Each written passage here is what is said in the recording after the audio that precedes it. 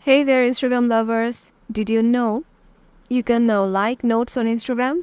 It's a fun way to engage with your friends, updates, and today I'll show you how to exactly do it. Let's add some likes to the notes and spread the love. Once you have opened up your Instagram app, head over to your DMs by clicking the DM icon on the upper right corner.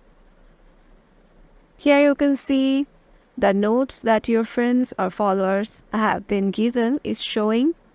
You have to just choose one, click on it, and here you can see you can send message or a voice message or sticker, or there is a heart option in the corner for giving like to notes on Instagram. You have just to click on the heart option and the heart is gone red, and that's how you like notes on Instagram.